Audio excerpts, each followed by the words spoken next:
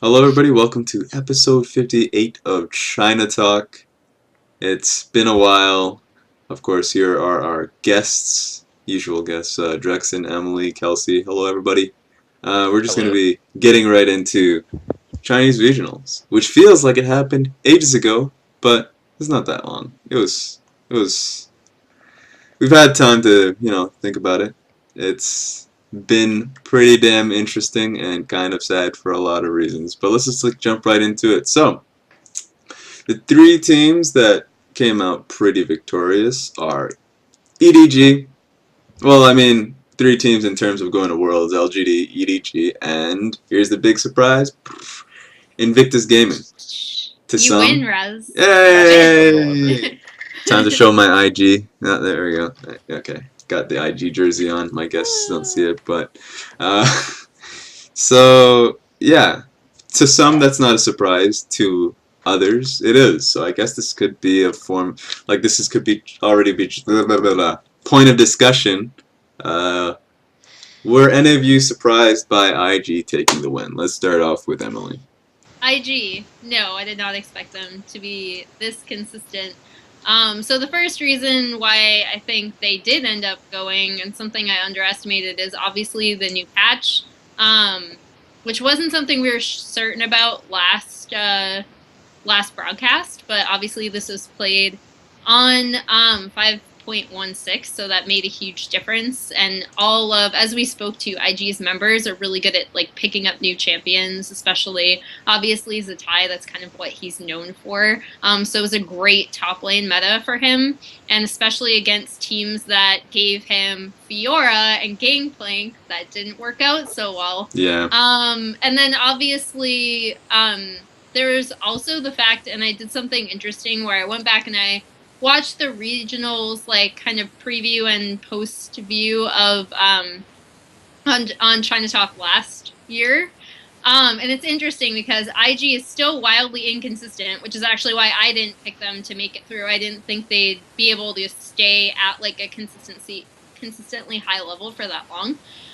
Because they honestly haven't shown me that they could do it before at all this year. Mm-hmm. But in terms of comparing like IG this year to last year, it's really interesting because both are equally inconsistent. But something that was brought up previously was that IG was really terrible in pick bans last year. They would just pick like random stuff.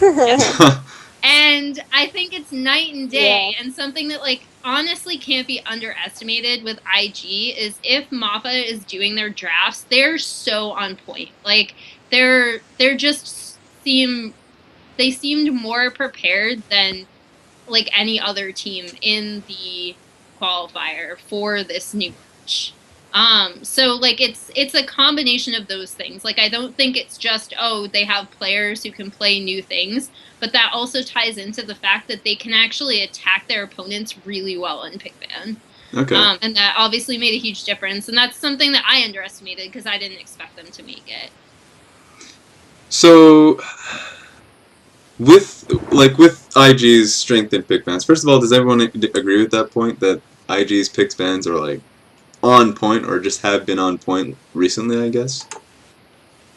Yeah. I think my one exception would be that I think for whatever reason going in, there seemed to be some sort of, I referred to it as a Cold War or mutually assured destruction pact among the teams until like after EDG lost their first game in the upper bracket final, where they weren't picking like any 5.16 champions. Mm-hmm. Because I still considered Gangplank and Fiora 5.15 champions. So we didn't see like the Skarners or anything else come out until we actually didn't see a single Mordekaiser. I thought that was and part of that I think was, and IG initially didn't react the best in picks and bans to that. I think EDG did really well in picks and bans during the final. Yeah. But otherwise, I think IG was pretty on point with those. And I just think in general, everyone overall wasn't really that prepared. We had like really weird champion builds and all this other stuff, but IG was definitely the second best prepared. So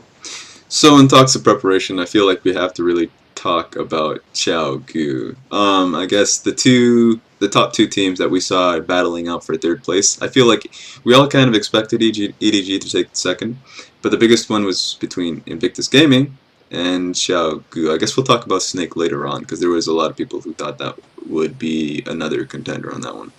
But IG adapted really well, like we already discussed. Xiaogu, on the other hand, did not. Drexen, what do you think about how Xiaogu played it out through in their finals? Yeah, I thought it looked pretty bad overall. Even to their strength, I feel like their team fighting wasn't too strong. But yeah, I think that they just... I don't know what happened, but it looked like they didn't really study the patch at all. Mm-hmm. Like, they seriously looked so ridiculous. Like, the only thing I can say is that I feel like TCT did, like, really, really good in regionals. Like, I feel like he stepped it up a lot as a support, and his, like, engages with Braum and Alistair were, like, super on point. But, like, I almost feel like everyone else was an issue, and the team as a whole just didn't understand the metagame.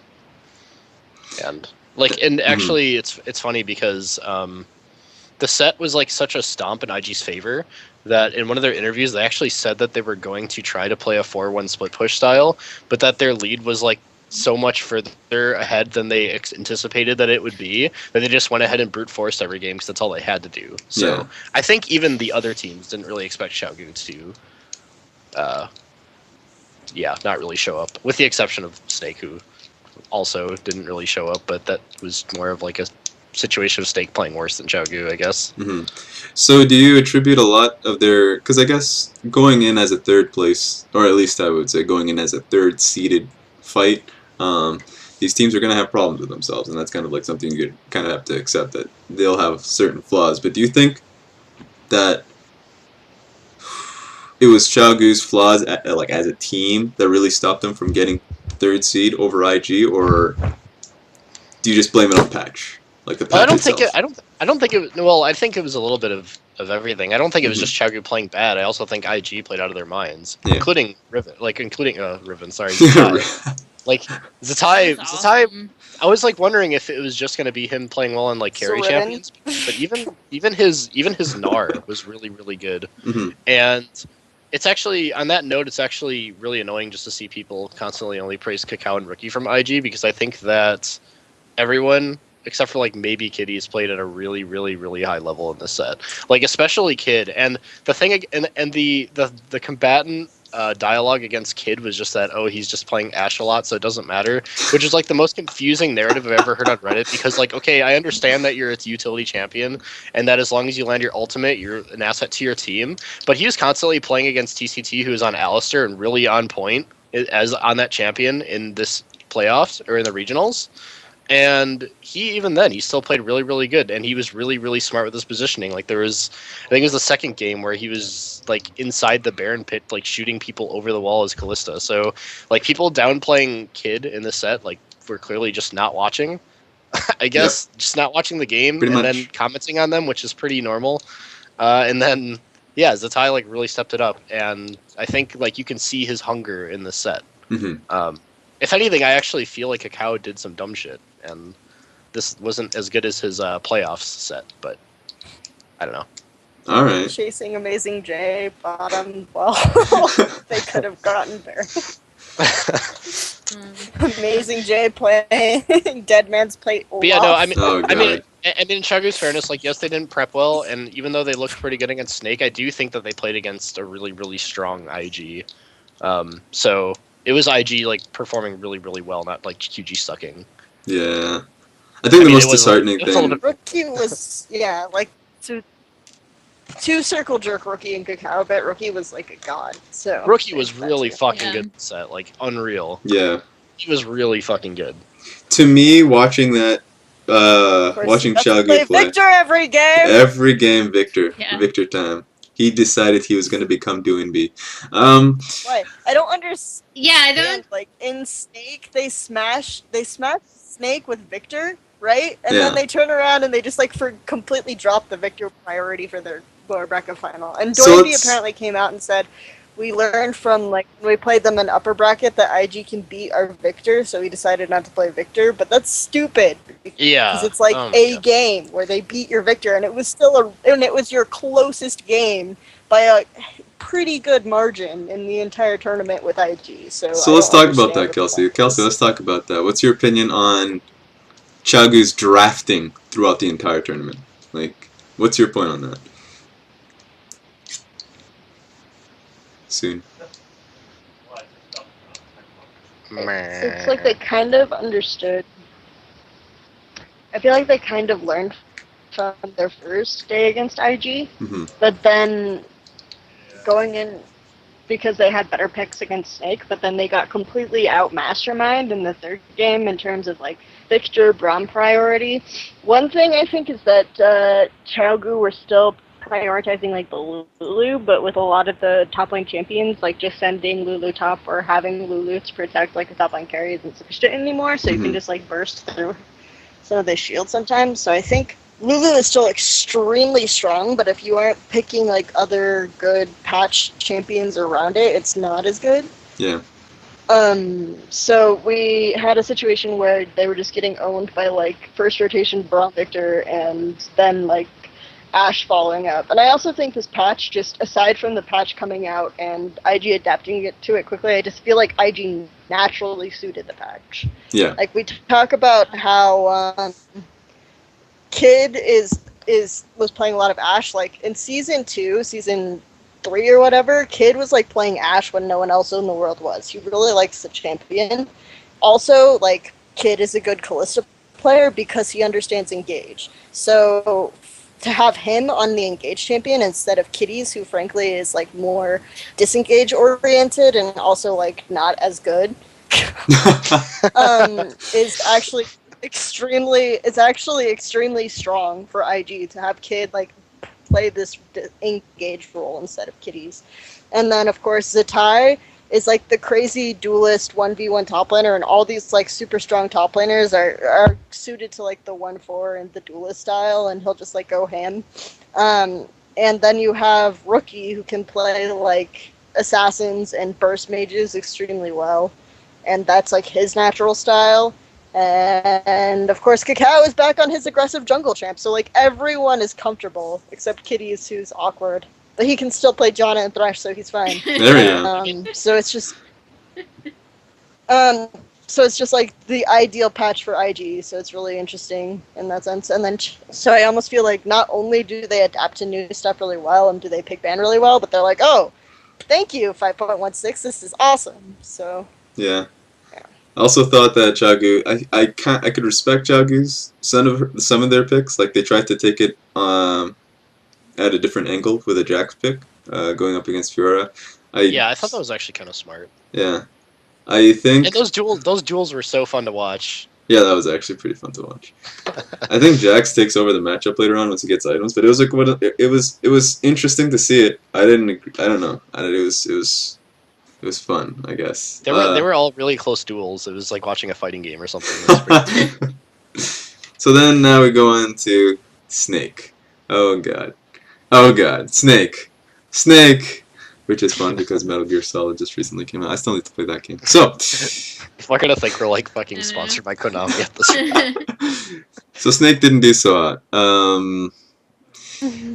So already, like, first thing we can talk about, I guess, is the fact that ZZR was not in the starting lineup. It was Beast. There we go. Almost forgot him. Showed how much pressure he had that game. So let's see how did we rate Beast in his play in the regionals here. Yeah, I think that might have been the biggest roster mistake. Like people can argue Martin over Crystal or whatever, but I think Beast had a fucking abysmal set. Like he wasn't applying a lot of pressure. The vision was bad. When Snake was diving, they'd often do it blind and get punished for it. And Beast just randomly died a lot. Like seriously, you just got caught repeatedly. It was just disturbing. All right, Emily.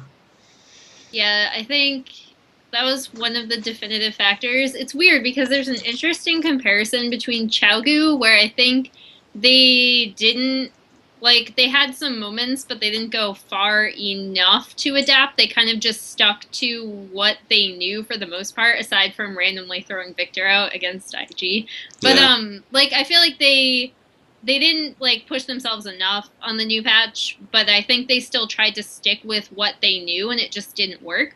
With Snake, I think they just seemed really off, and a lot of it was due to the fact that Beast had absolutely no pressure. Like, we talked about what ZZR brings, and in my opinion, it was always like a little bit more pressure early on. Like, he is, I feel like he ganks more often. I feel like he is just, even if he's making mistakes early, he's at least doing things. Like, you can see him on the map, whereas Beast was kind of invisible, aside from, as Mike said, getting caught out, which was really unfortunate because, I don't know, like, I really wanted Snake to go.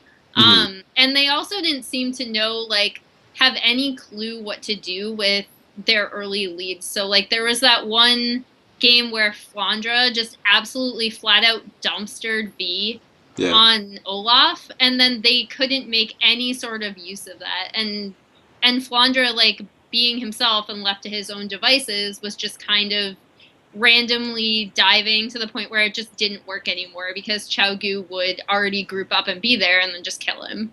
And it was like such a waste of that early lead, and they just didn't seem to know how to bring it together in the mid game. Like, even their team fighting, which I formerly praised, seemed really, really off. Well, I mean, a lot of it is just, everybody was so behind except for Flandra in a lot of those games, just because like there was no one helping anyone else. So it was frustrating. Even when they would find themselves in the driving seat in these games, they would make these random skirmishes. It wasn't calculated, and I think that's something that we'd like praise Xiaogu for, is that when they would have these skirmishes, when they would have these fights, they had reason. Like, they would, and also they were very decisive. Like, Snake was second guessing themselves in a lot of situations, which they should have, but for the wrong reasons. Like, they would commit to a bad dive, and then because they lacked vision or something, and then they'd just be like, oh, that didn't work, we're gonna play scared the whole time. Whereas Xiaogu, if they found something, like, if they're setting in Snake, if they found an opening, they'd be just like, bam, they'd just go for it every time, and they'd always call for like to go in, and it would just be super decisive, and they always made the first move, and that's something that like Snake usually is pretty good at. Like, they usually are good at as grouping as 5 and finding openings, but that was just not the case. And I do think just a lot of that was just because they were uncomfortable in their situation. They weren't used to being as starved as they were, because of a lot of it is honestly Beast. So So, Kelsey, I want to ask you this. Snake, was their plays like any more surprising than the usual? Because they have been pretty, like, they've been pretty, I wouldn't say dominating, but... Kelsey?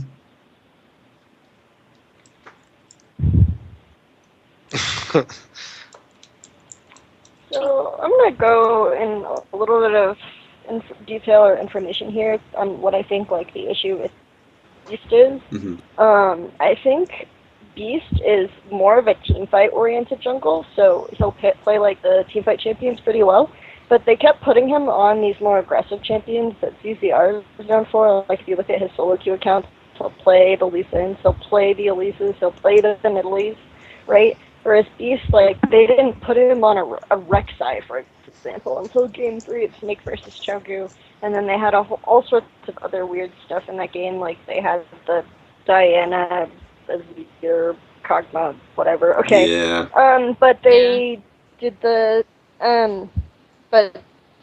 so when he would also, I have never seen Snake really understand how to play around, for example, a Lee Sin, because Lee Sin will like isolate a target, and they're looking for or dive, and they're looking for a jungler who will either get them ahead early and then control terrain, or they're looking, either a jungler who will get them ahead early, or a jungler that will control terrain. So if they're trying to team fight with Lee Sin, like, again, we talked about how some of EDG's drafts made their team fighting really difficult to execute in the playoff set against LGD. I felt like this was happening here a lot too, where they would try to play team fights with like these pick comps or whatever, and it would just go awful. A lot of people criticized Martin, but they would put him on like these Kog'Maws, and he didn't really have the resources to do a lot of damage or not get picked off. Like, obviously, he's not going to be Imp, he's not going to be TNT, so... And like if you put Crystal in the same situation, he'd be just as screwed. So I'm not really sure that that's warranted.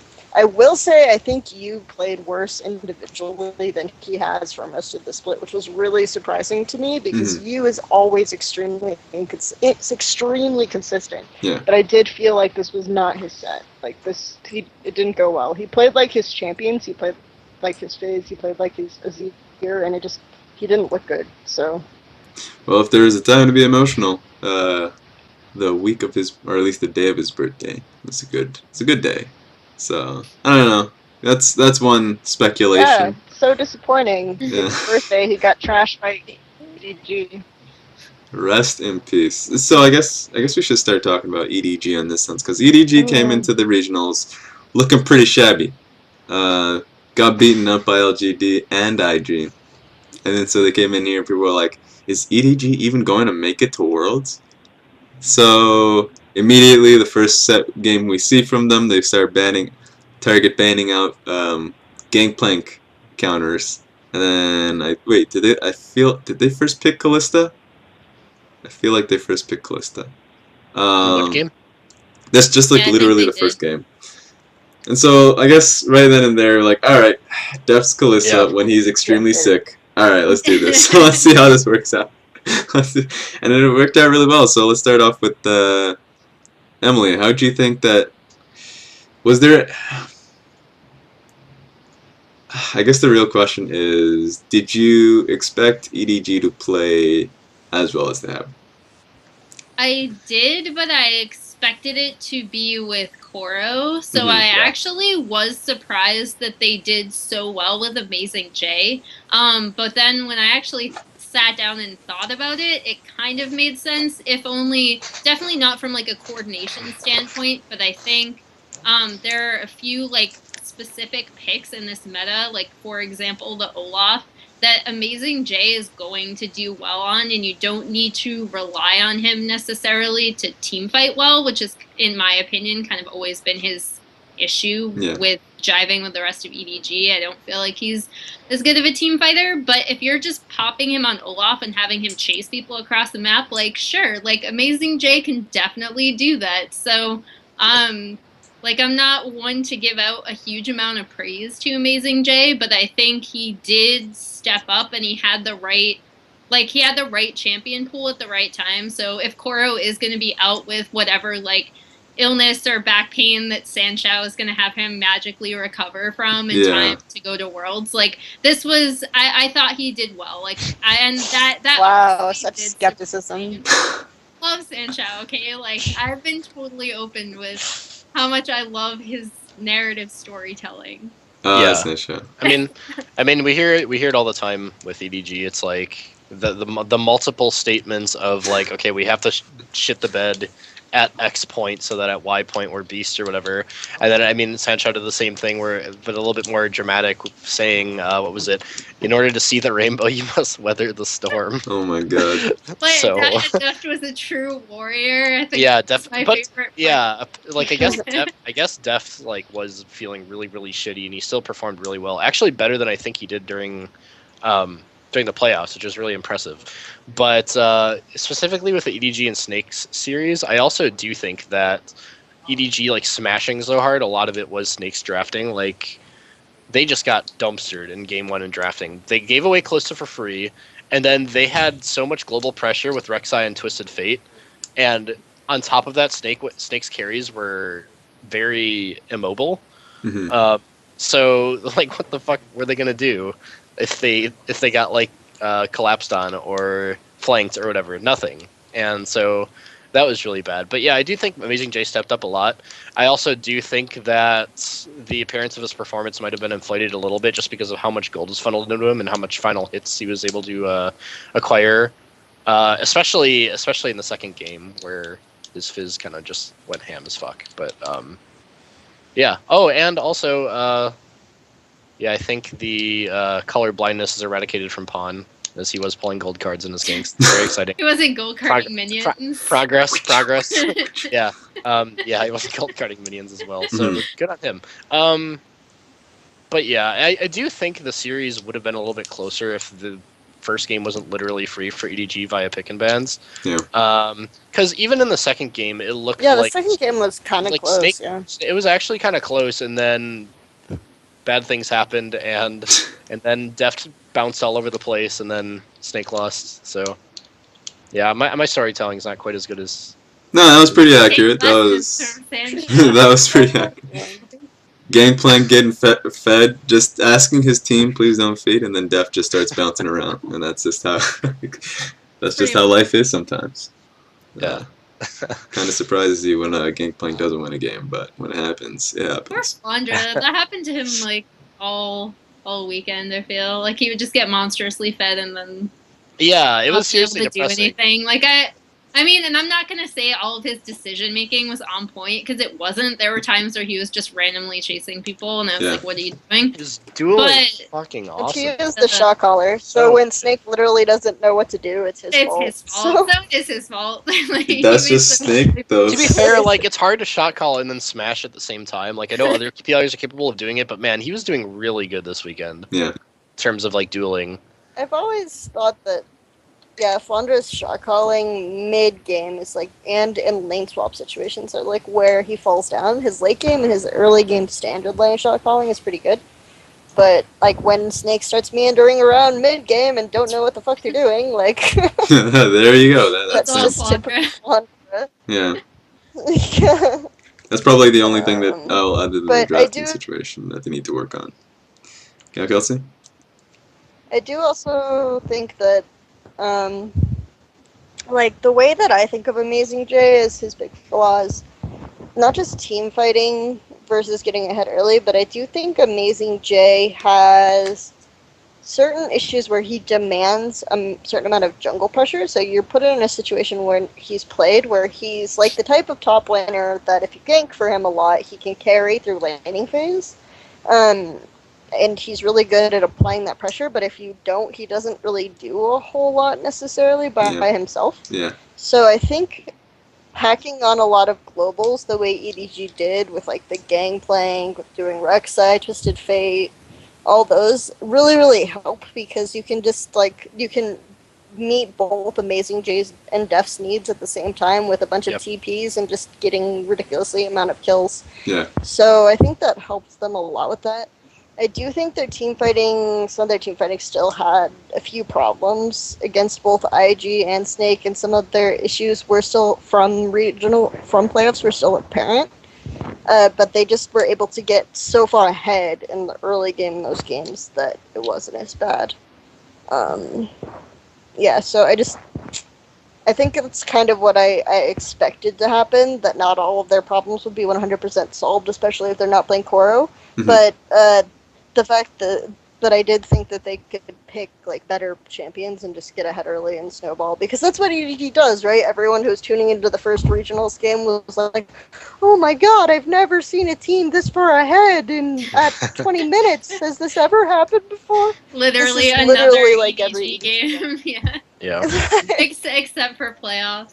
So, yeah. Yes. So, I mean, That's it's looking just really another good. thing. It's looking really good for EDG though, because if they can sort out whatever is wrong with Koro or whatever, that and Deft is showing up as he is now, assuming he's feeling better, so we can assume he'll play better, and then Koro will be able to return this whole self-sufficiency laning style towards EDG, so that Clearlove can focus more on getting Deft ahead. I think that, yeah, they're definitely in a really good spot right now. Which is a pretty good time to talk about, just to end the discussion on the regionals, to talk about the starting lineup going into Worlds for these teams. So with EDG, the starting lineups are it's Koro, right? Yeah, Okay. Koro, and then wait, isn't their who's their primary? their primary sub is Amazing J. Okay, and then their emergency sub is Fire Lily for whatever reason.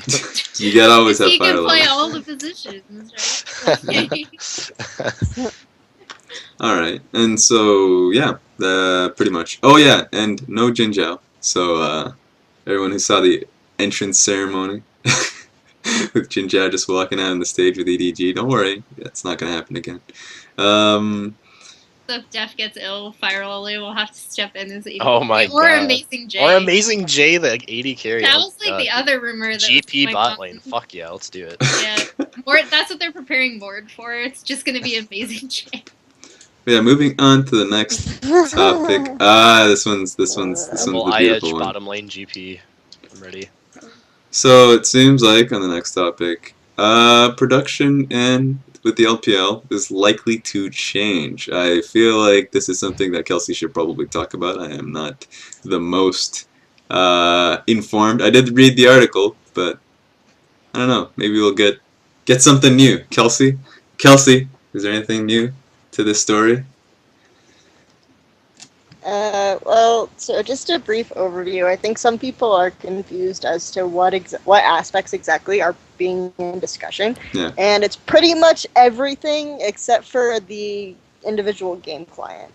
So they would take control of all the professional League of Legends stuff in China, which means tournament licensing to third party, which means, and this is Riot, by the way, tournament licensing to third party, LPL tournament administration and regulation, and LPL broadcasting in Chinese.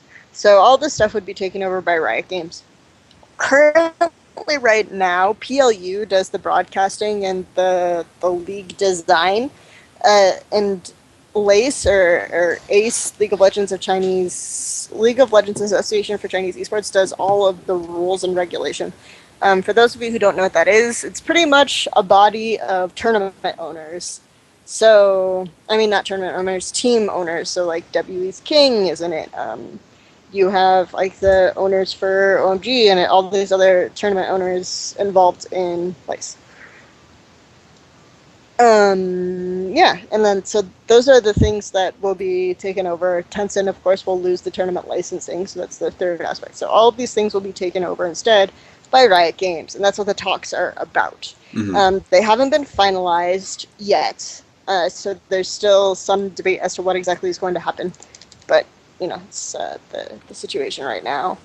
Riot has only confirmed that if they do take over, Demacia Cup will continue. They haven't said anything about National Esports Tournament, G League, or anything like that. Yeah. Or International Esports Tournament, any of those tournaments. And they've also not commented on the caster situation, but given that a lot of the casters are leaving PLU, I would think they'd be picked up by Riot. Yeah. And they also haven't talked about things like how they plan to implement or enforce some of these regulations, because a lot of the problem with the regulations isn't that people are just ignoring them, it's just that there are so many ways to get around them. Yeah. Like if they want to do the underage player limit, and they define age limit as age that appears on your birth certificate, right? Yeah. There are a bunch of team owners that actually know people in government that can just forge birth certificates so that their players are older. Yeah. So it's just interesting, but they are planning to like grandfather in players who are, because currently the official age limit of LPL is 16. Yeah. So Xiaohu, for example, is considered 16 and he won't be 17 and until after the league started. So he would be grandfathered in. Yeah. Yeah. So those are some of the major things. Okay. What do you guys think about that so far? Let's go with Emily. What's your thoughts on this pretty much new rules coming in, or at least the enforcing of existing rules, I guess? Well, to a certain extent. Emily? I think the thing that I would be the most concerned about, and this is just from seeing, and honestly, like, if you look at, so I'm going to obviously compare it to the situation in Korea and what people have said about that, and you have a bunch of different people, including, so, like, Riot Korea, Kespa, who is Kespa is, like, kind of their own thing because there's this whole weird issue of distrust from them and fans that goes all the way back to Brood War that, like, I won't get into, but basically, like, their whole policy going forward was that they were going to try to be more open and communicative about all their ideas and stuff like that. So that's a Korean esports organization. So they have their hand in that. And what happened is obviously the rules in Korea changed when a lot of stuff changed. And that doesn't necessarily have to do with the broadcasting rights. Obviously, the English broadcast moved to like the Riot Games channel. Yeah. But in terms of, I guess, the thing that concerns me personally, in terms of what Kelsey said about the Chinese broadcast and then comparing it to what happened in Korea. And again, like, I'm not an expert. I honestly can't break down like who has their hands specifically in what happened in Korea, like who was responsible for sister teams, because a bunch of people say it's, you know, Kespa, a bunch of people say, oh no, it's still like Riot's fault, et cetera, et cetera. So you can't honestly know like what happened, but I think a couple things happened in Korea that I didn't like.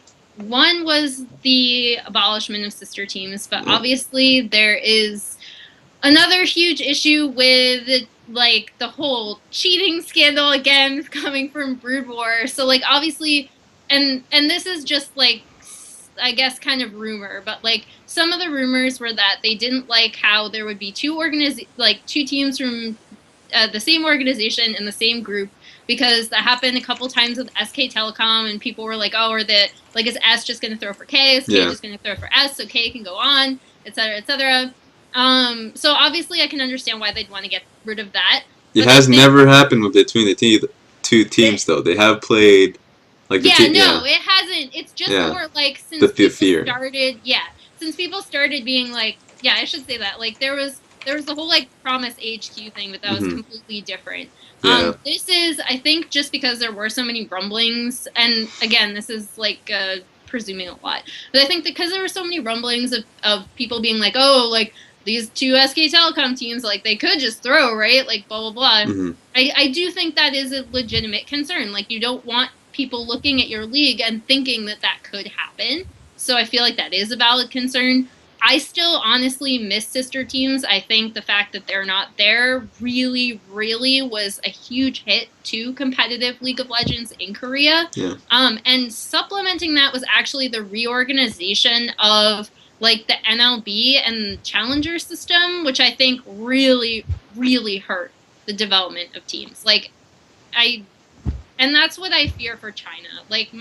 And this wasn't off the top of my head when the news broke, because I read it, and my initial thought was like, oh man, like I hope they still do third-party tournaments. I hope they still do these other tournaments, because they are really fun to watch. Like I said, some of my favorite moments from Chinese League of Legends this year actually came from Demacia Cup, not LPL. Yeah. But in terms of the LSPL, one of the awesome things about China right now is that they have that secondary league, and it is so strong. Like there's so much money in that secondary league, and it would be really unfortunate to see something happen to that, because I think a huge part of Korea, in my opinion, weakening this year was because there isn't a really great system that can push teams up to that level. Like I feel like there's not as good of a system in place, that they haven't figured out how to get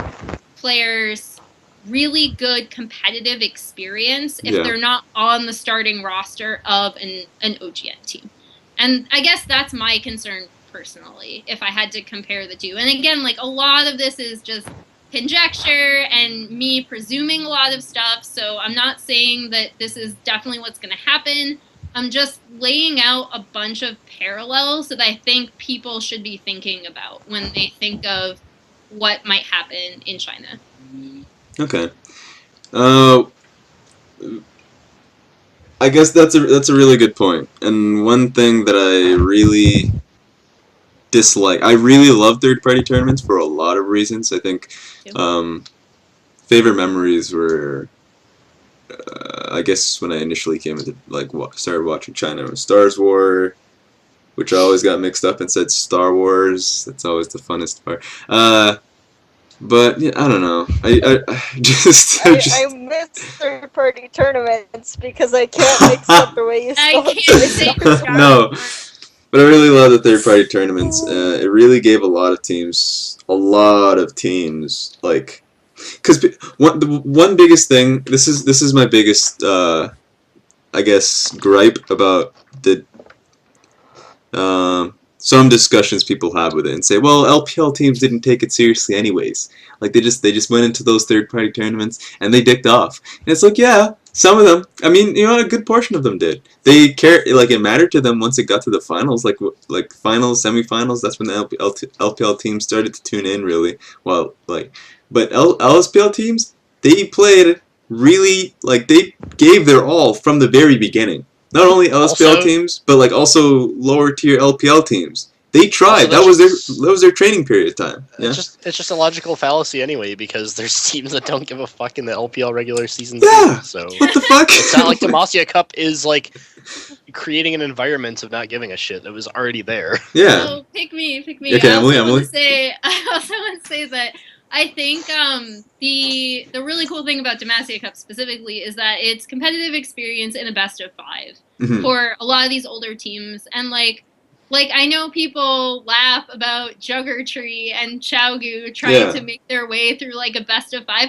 but you can actually see, like you can see them learning, even if they are picking wacky shit, like you can actually see them trying to understand and work their heads around like, oh, you know, we were just stomping in the LSPL. We can't do this anymore. And I think having those best of 5s is like incredibly awesome and really good for the development of like younger or like lesser teams. It is. It's amazingly good. In fact, like a lot of the like narratives that you see for a lot of growing LSPL teams, they start from third-party tournaments like G League, NEST, like King, the entire like rise of King was legitimately all based on third-party tournaments, and sure, like it fell off pretty hard, but Jesus Christ, like we wouldn't like there's no story pretty much essentially if you take down third-party tournaments. Like Demacia Cup will still exist. That's one of the promises they've made, but like the rest of the tournaments, please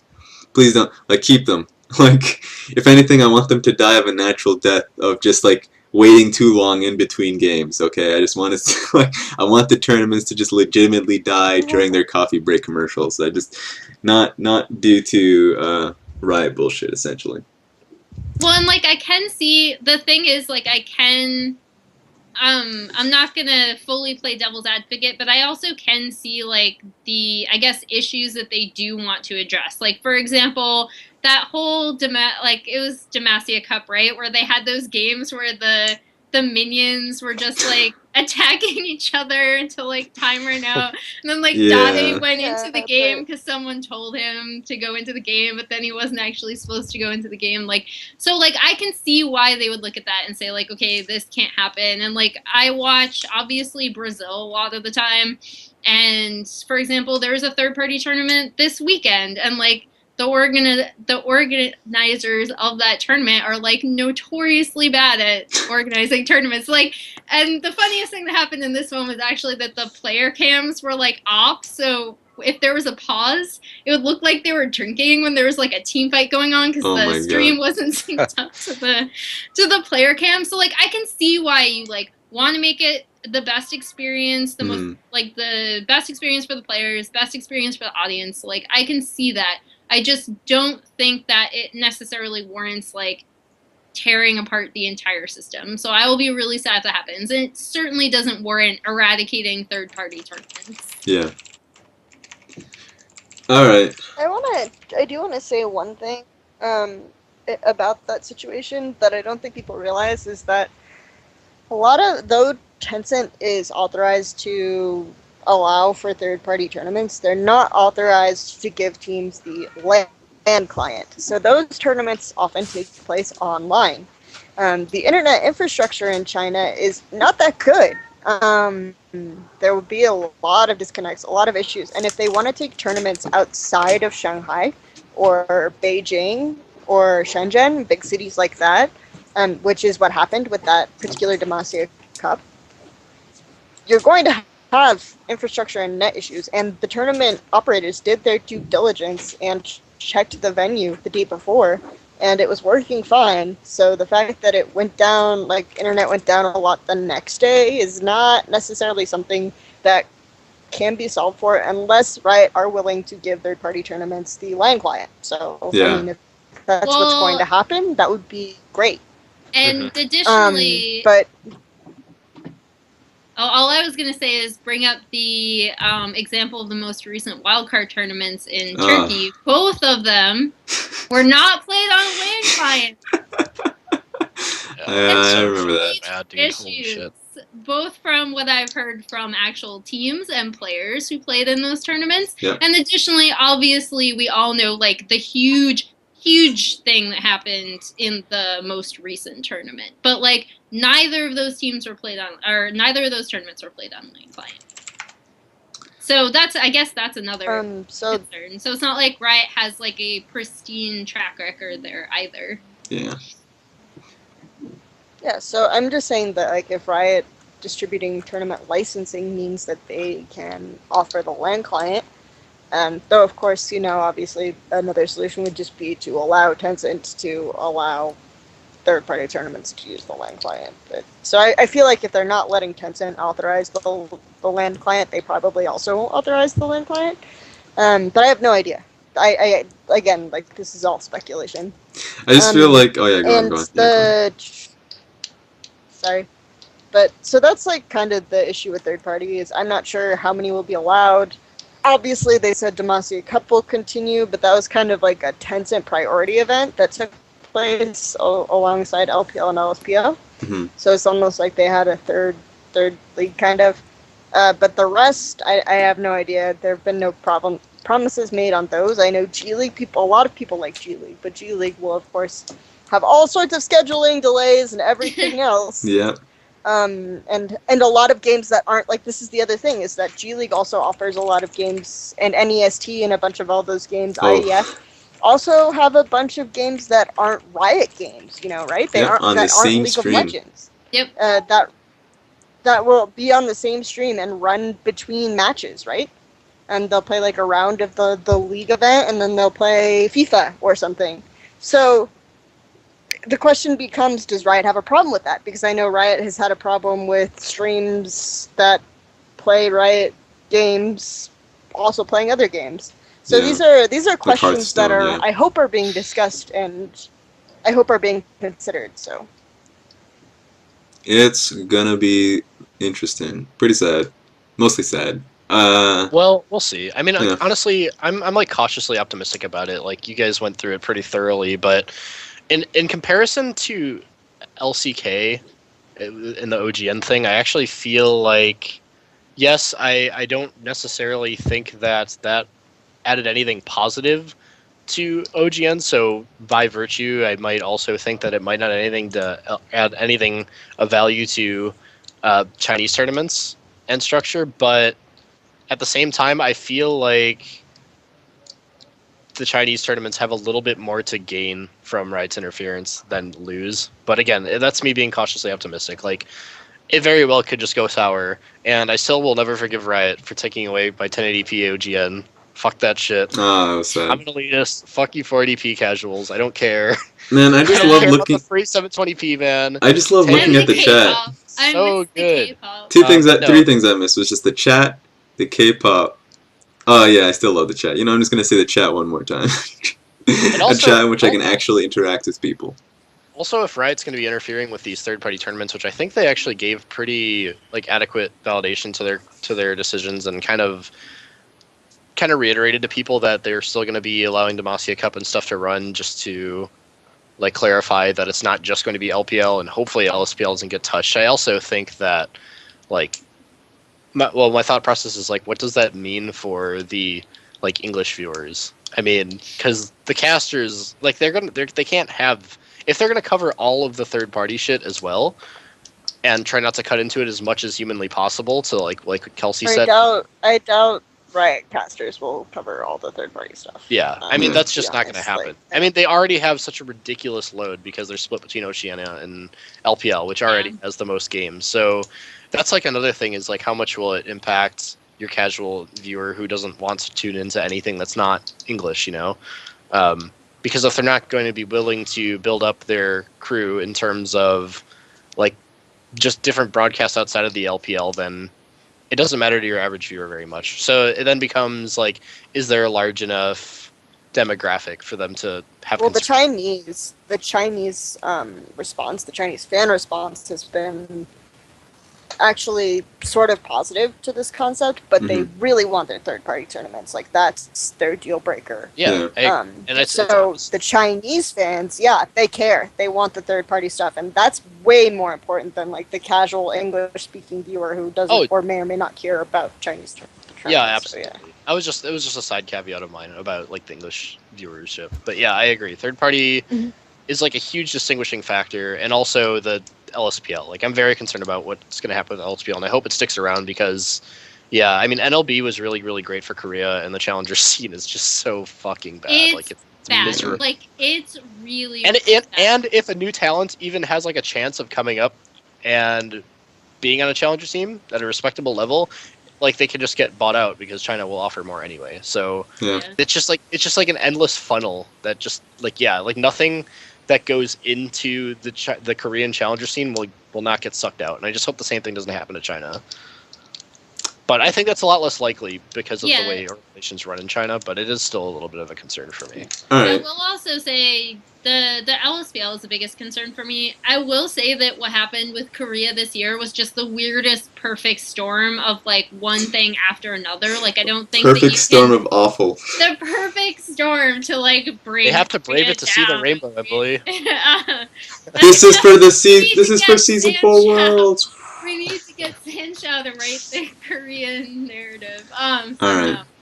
And so, I will say that, like, you can't just step in, like I said previously, like, you can't just step in, and I'm not blaming one party, like, I'm not blaming Riot for the destruction of Korea, I'm not blaming KESPA for the destruction of Korea, I'm just saying that these are things that you should really, I guess, look out for, or that they should concern themselves with, because I think having a healthy scene means that you have a way for those players to progress and improve as they like move up on a team. And I think China has, now that Korea's challenger system is so weird, like I think China has that system, the best system now for players to do that in the LSPL.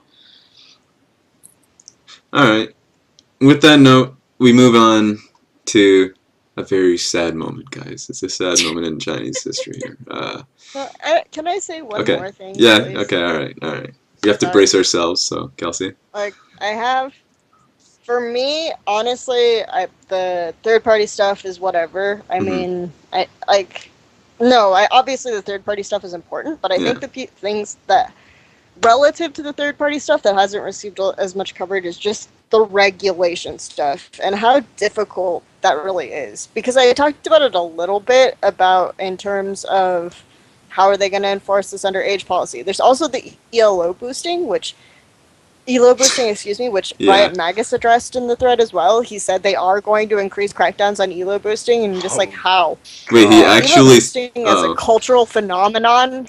ELO boosting as a cultural phenomenon in China is like insane. There are like ELO boosting houses and like gaming houses and stuff like that. And I can't think of a single Chinese player who doesn't like account share or ELO boost or anything like that, except maybe Clearlove, because he literally only cares about winning. And then even that, it could be my rose-colored Clearlove glasses. Like, Yep. I don't see, like, there wouldn't, if they honestly seriously crack down on ELO boosting, there's going to be no leak.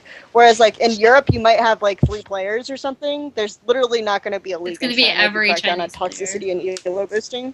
Well, and have you seen chat logs between Imp and Name when they're in a game together? Like, fun fact, Imp and Name do not like each other. Like, at all. So when they're queued up in a game together, they just, like, it's so bad. I don't even know English translations for some of the shit they say. So, like, have fun. I have no idea.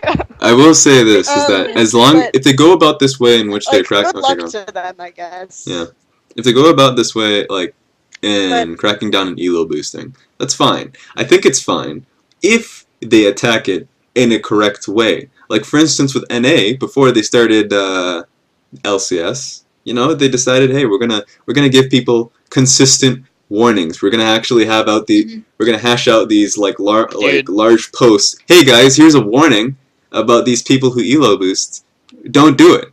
Don't do it anymore. Don't do it. And then of course you have like years later, hey, you know, it's LMS. Hey, we're gonna warn you by literally fucking banning you. like It's not gonna happen, man. I'm never optimistic about how Riot enforces their policies because they did do that until they realized at one point that, hey, we have to make an example out of someone, and then like instantly like raise the bar as to like lower the bar as to what they're willing to tolerate, and then their punishments have always been like really inconsistent. So which I don't know. Is a societal issue, by the way, about trying to make an example out of someone. It's a bullshit societal thing to do. It's like, it's when you just don't, if you don't want to find a difficult and like honestly a better path of dealing with something, like in that case, you're like, you know what's easier? Let's just instilling fear. Fucking instill fear. Throw someone out the window for something small. Probably not even worth it. I think to some extent it's okay, and you should instill fear, but not by those methods. Not by taking one person out of the equation and then, you know, punishing them a lot more severely than other people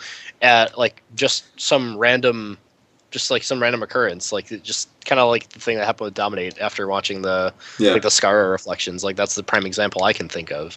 Yeah, there's Dominate. You go into the LMS. There's like enforcing those things, or being better at motivating people to not do those things by positively reinforcing them otherwise. Yeah. So I just don't. I mean, the culture is too huge for like just regular scare tactics to work. Yeah. Like they can't take what their strategy is for NN and EU and just apply it over there. It doesn't work that way cross culturally. It's just like really weird, hard, because I get the theory and the concept behind uniformly enforcing some of the stuff, and I'm not saying that, you know, if ELO boosting is against the game rules, then you should just like ignore it for one region only or whatever. But I don't know. Some of these regulations, of course, don't translate very well, and in the past, like, Chinese distributors have been a little bit picky if American companies like try to tell them how to administer their game.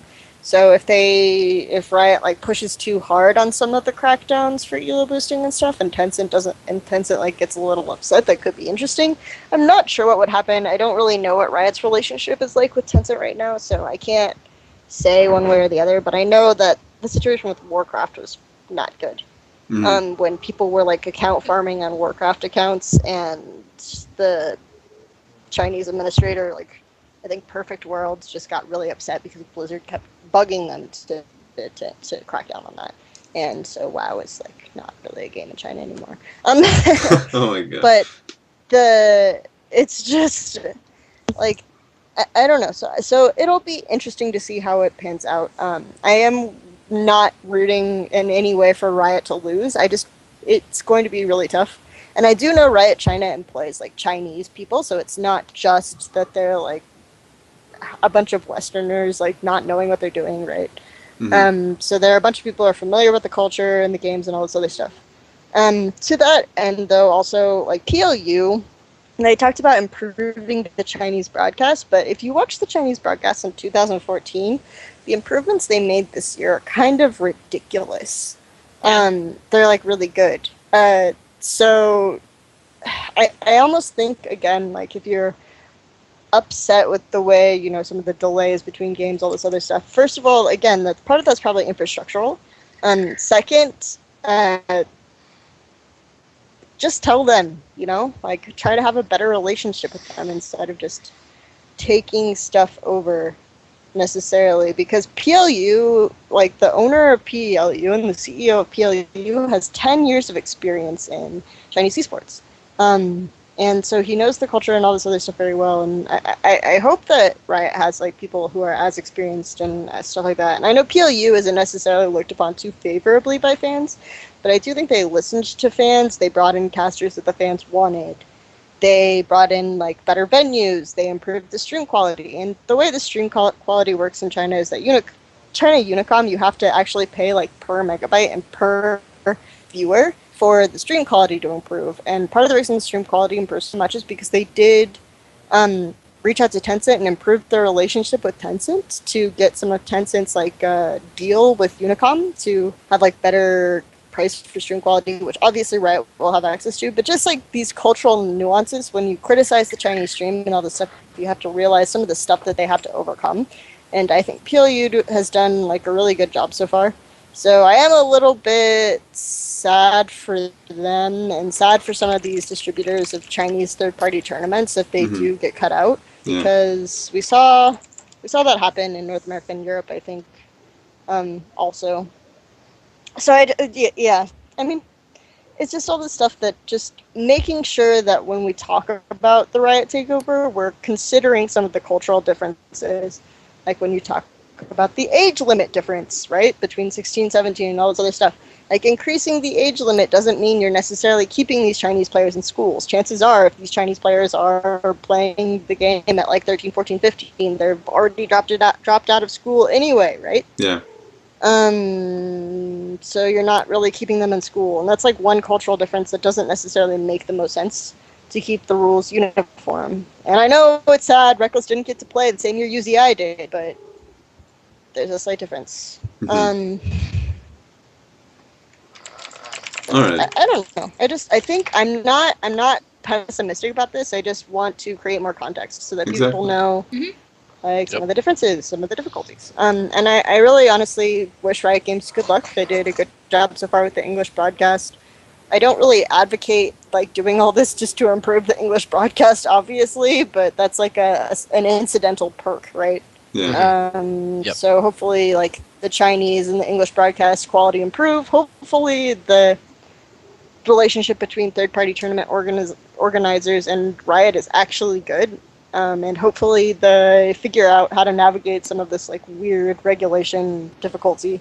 And of course, LACE, League of Legends Association of Chinese Esports, which is effectively run by like late teens to early 20-year-olds who own teams with rich fathers, right? And hopefully they can figure out how to deal with that if they're saying like, we aren't happy with the way you're regulating our league. Yeah.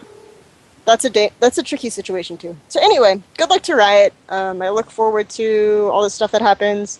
Of course, one thing that wasn't mentioned is perhaps this will lead to more accessibility of LPL data, which I selfishly want. So we'll see. There we go. And hey, there might be a nice treat in it for everybody. Let's say next year we find ourselves with on-site casters. That would be beautiful. That's just cross fingers. Yes, please. That would be great. But I mean, again, that's the situation. No The situation is a little just more difficult, just because visas to China versus passports for Korea are different of things course, entirely. So let's get on with it, guys. Also, part of it is just the streams that come out of the venue. Like having multiple streams coming out of the venue, multiple feeds. Like, part of the issue with the Riot English stream is like they were receiving feed from China and it was a little choppy. So if you're creating like more feeds from the venue, that puts the strain on the infrastructure and the costs as well. So we'll see. Okay. But we gotta move on, guys. We need to hear the bad story. This needs to happen. I'm sorry. Okay. UZI is gone. He's done. It's over with him. He's no more. He's walking down that sunset. He's over. His career as we know it. I feel like we probably should have had an entire episode on this, guys, just to really talk about his career up until this point. Yeah, you really could. All right, so let's talk about you know what, Emily, start us off. How great was UZI's career? Alright, so apparently on stream, Uzi said that he's going to retire. If you guys are wondering where all of this incredibly teary-eyed retrospective is coming from. Now, I think that Uzi is a great player. I also don't actually believe that he's retiring yet, only because he said a lot of things. But he said so, Emily. He said so. Are you saying he's a liar, Emily? You know what the thing about Uzi is, though? I honestly 100% believe that in the moment, he believes it. Like, that's the thing. Like, he's really emotional. So, like, I believe it when he's so upset that, like, he will never lane with anyone but Tabe ever again. And I believe when he refuses to play with Insect because for whatever reason they don't get along. I am not going to Worlds. He's not going to play in Season 4 Worlds. And, like, I honestly do think... to, like, his managers leaving the team, too. Yeah. Because he was, like, a dad to him, right? or something like that. Yeah, they were really, really close. Like Tabe and that guy were both father figures. So like I will believe it like when it actually happens. I honestly do think he believes it in the moment though. Like right now he came off a disappointing season. He was saying his back hurts, right? Like not figuratively from carrying all these heavy players. You guys can make a joke about that, like the billions of ones on Reddit. But I think he's honestly probably just tired. Like he's tired. He had a disappointing season, even though it's his best domestic season ever. And he doesn't get to go to Worlds again.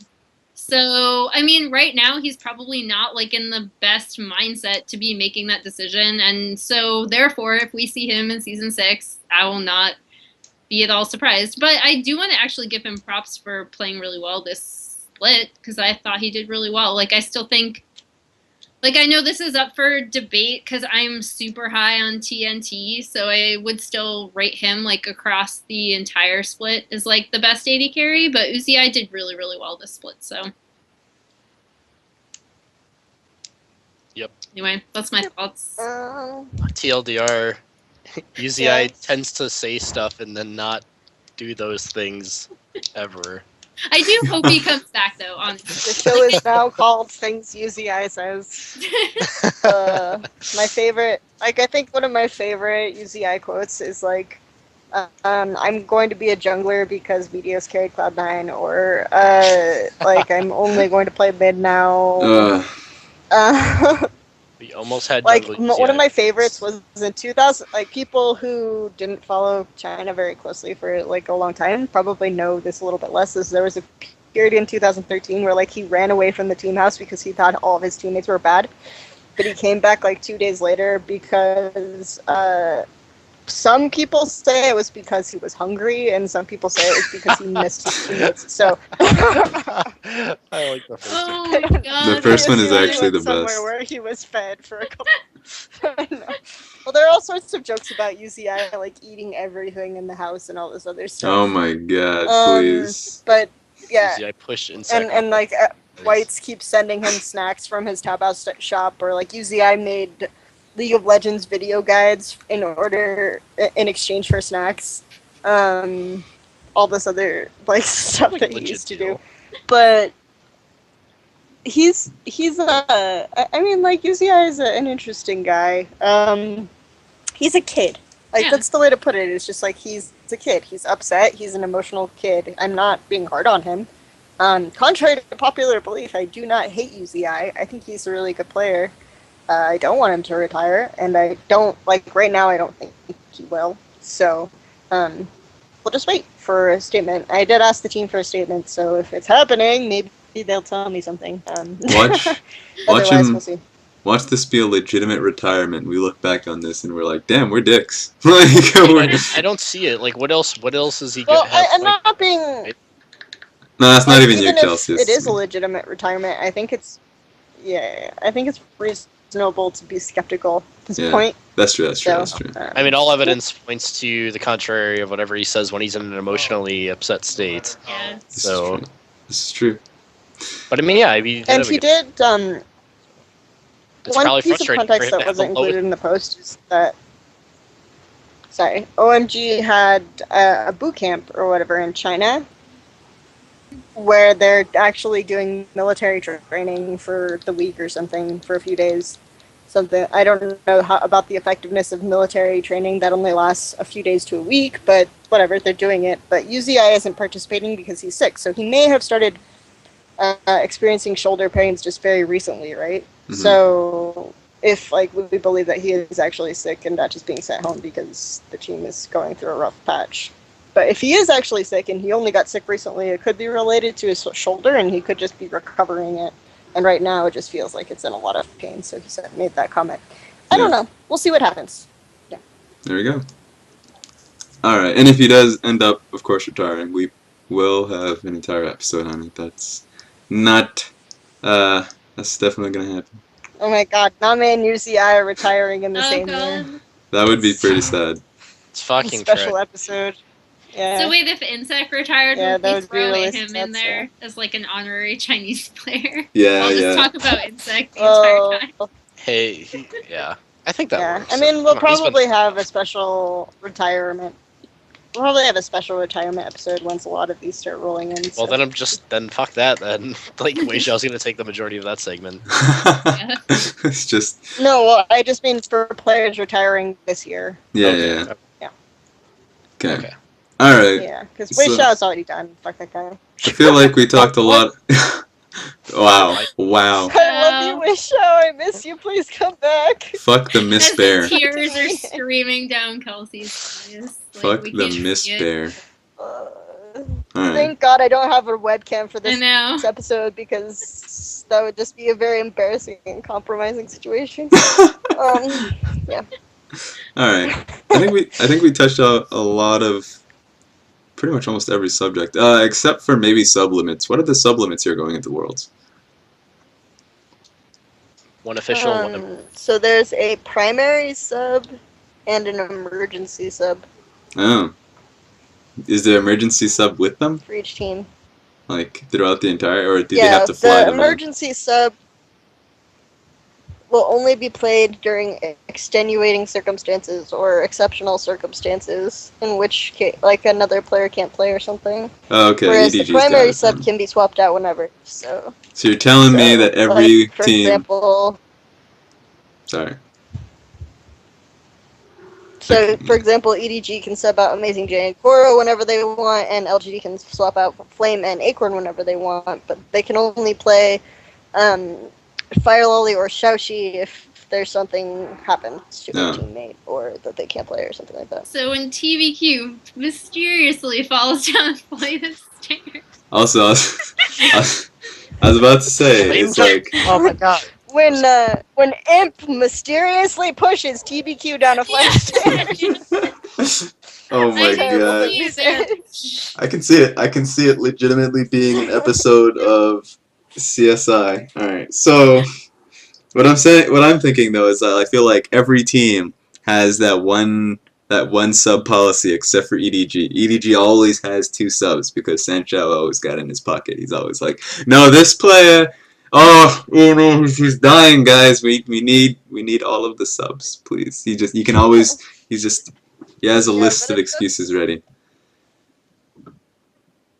Alright. Well, they always almost use Fire Lolly, right? Like Oh, at Worlds, they were considering using Fire Lolly because Name was sick, and at MSI, like Clearlove got pulled aside at Customs because someone recognized him and wanted to talk to him, and he thought that Clearlove was going to be deported, so they almost had to use Fire Lolly or all this other shit. Fire Lolly's always the minute Sancho. man. I just want. I wonder if he trolls I just Fire want Lolly him with to this have his information own too. television. Yeah.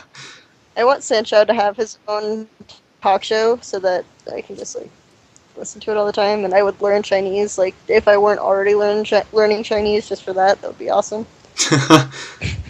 All right, guys. I feel like that's the end of the episode. So I guess we go into shout out mode. Shout out mode activate. Alright, shout out mode. Let's start with Drexel. Alright, yeah, typical shout out to Esports Heaven and the panelists. Oh, and a special one for Kelsey, because she got us all like really cool apparel from China. I have this EDG shirt that I'm wearing. Oh my god, I didn't even notice. You may think, hey, that's an unfamiliar logo, but it actually does have like, there's like a tag that I can't pull up all the way to my cam, but it has like the more traditional one near the bottom. That's really cool. Yeah, so there we go. big shout out to Kelsey. I was like super ecstatic when I got it. I was like so happy. It was nice. And then yeah, that's pretty much it for my shout outs. Little did people know, Santa Claus was actually a female China talk. Yeah, there we go. I was about to say something else, but Emily. Shout out to Emily. Oh man, okay. Shout outs to I guess LOL Esports, Liquid Legends, and then I just started writing content for Follow Esports. I have stuff on every single one of those sites coming out Read her article.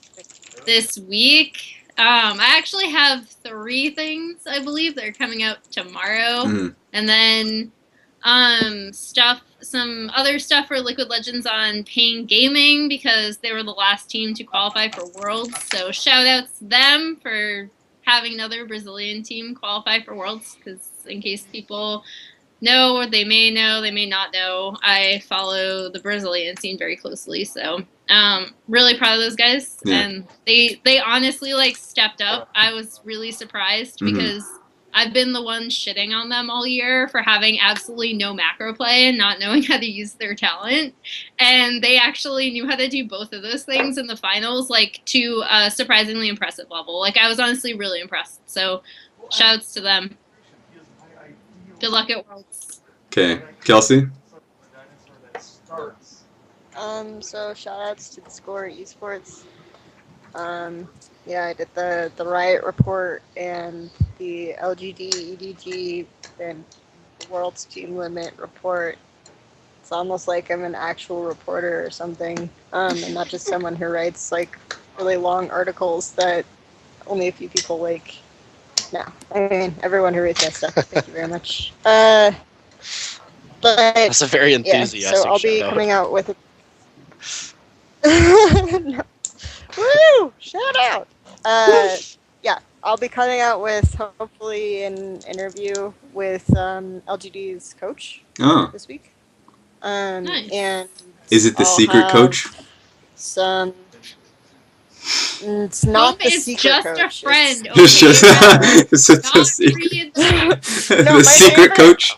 My favorite was when a Chinese fan suggested that they include Home as their Korean to Chinese translator so that he's allowed on stage during Pix and Ban. If you don't, if you didn't already do the questions, you should probably ask what they feel about like bringing in Flame top for Worlds now that it's a more carry-oriented top lane. I mean, Just because I Reddit's gonna be sent all over the that shit. Questions. Yeah. I mean, I sent the questions weeks ago because it was relevant to so most of the questions are relevant to like the Chris issue. So I guess that will be interesting, but there won't be a lot of like world specific stuff. I'm just ready for the moment LGD doesn't do well, and then the number one question upvoted would be like, well, they didn't use Flame. Of course they didn't win. I mean, that was just literally his meta, and he just failed. Or that's they what shouldn't have gotten rid of Chris. Like, oh yeah, their shining, Chris the their god. shining star is Chris. Yeah.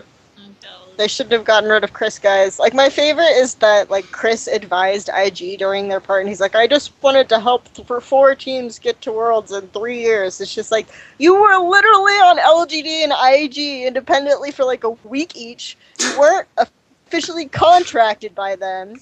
How much impact can you have on those teams if they were already going to make it anyway? Like, holy shit. Nope, no, it was like those Mr. Clean I'm not doubting commercials. that Chris has... It's like it's one of those. I'm not doubting that Okay. Chris has some impact on the team because he probably has like a good personality that facilitates discussion, and he has like a good like laissez-faire style coaching or whatever with teams that are like technically already good, just cleaning them up a little bit. But like IG's drafting is already good, right? Supposedly LGD's drafting was taken over by Firefox, and he did most of the drafts anyway for them during Worlds. Or during the playoffs. So, like, the stuff that he's taking credit for is, like, really confusing to me. But, you do you, Chris. Man, everyone's just got to increase their profile. You just do you. Increase their profile. They come off as Mr. Clean. It's like, hey, man, just one day, and they just, oh, God, their problems were resolved. Just, it's fun. It's, why don't you guys, I'm worth $1 million. Come on. Anyways, so... I guess my shoutouts, Team Dignitas, Diggy, as usual, nothing really special. But seriously, guys, literally every week, Emily and Kelsey come out here pumping out articles, literally just telling, man, I'm coming out with 5 billion articles this time around. And I know at least one of you sons of bitches have not read those articles. So this time, just read them all, please. Or at least, come on. Also, people should, like, on that note, people should actually try not to be too intimidated by quote-unquote walls of text, because even if you're just, like, a high school reader and you see something that's, like, 2,000 words, that'll take you, like, 10 minutes at most, and you can learn a lot. So there's value there. Yep.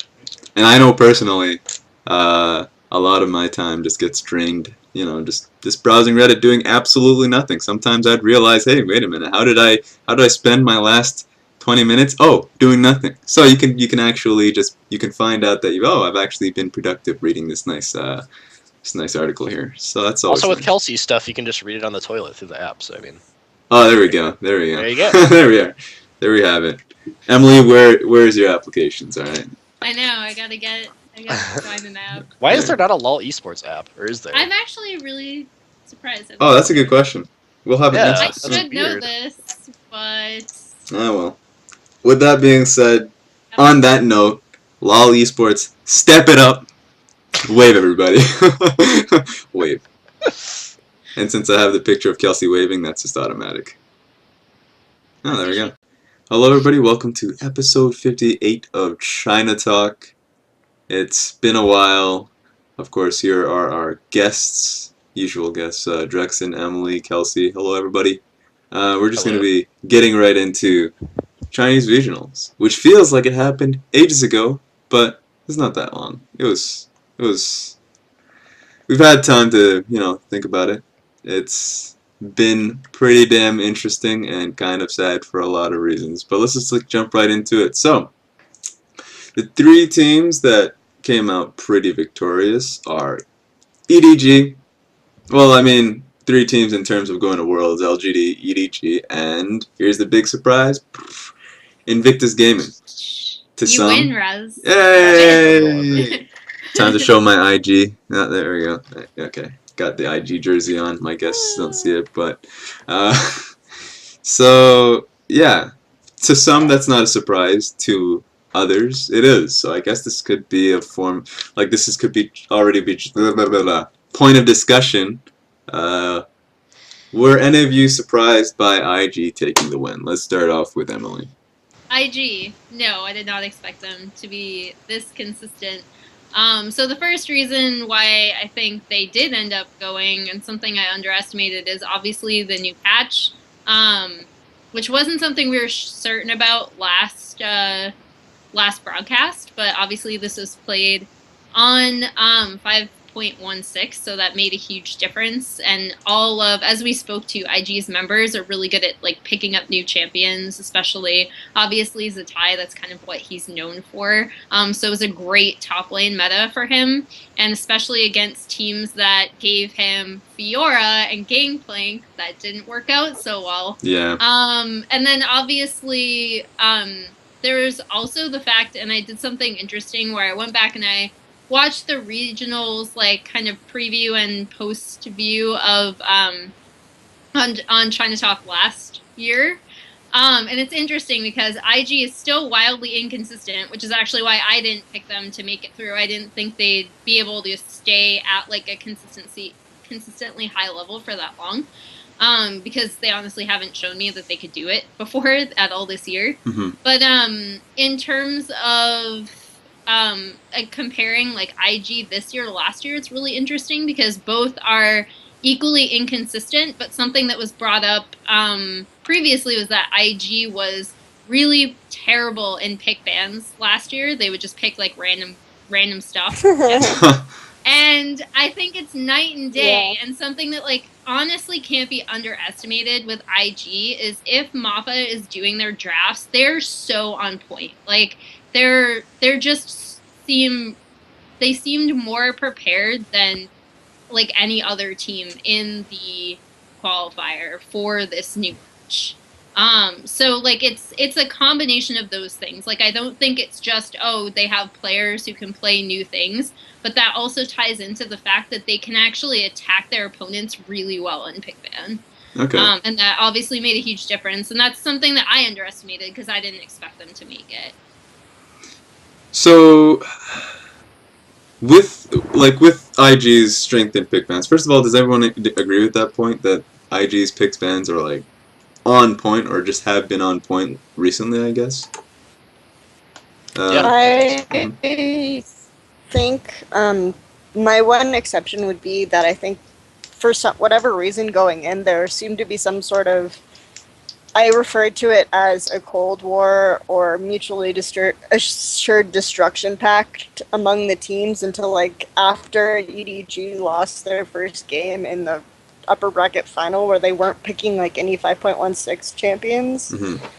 Because I still considered Gangplank and Fiora 5.15 champions. So we didn't see like the Skarners or anything else come out until we actually didn't see a single Mordekaiser. I thought that was and part of that I think was, and IG initially didn't react the best in picks and bans to that. I think EDG did really well in picks and bans during the final. But otherwise I think IG was pretty on point with those, and I just think in general everyone overall wasn't really that prepared. We had like really weird champion builds and all this other stuff, but IG was definitely the second best prepared. So in talks of preparation, I feel like we have to really talk about Xiaogu. I guess the top two teams that we saw battling out for third place, I feel like we all kind of expected EDG to take second, but the biggest one was between Invictus soon. It's like they kind of understood.